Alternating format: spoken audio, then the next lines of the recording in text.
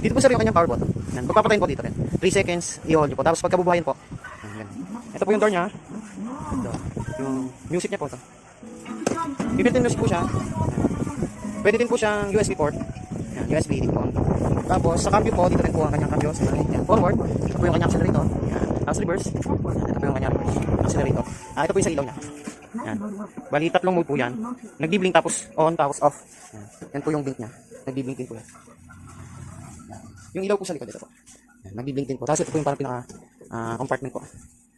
Music. Rubber tires leather seat. 4x4 po ito.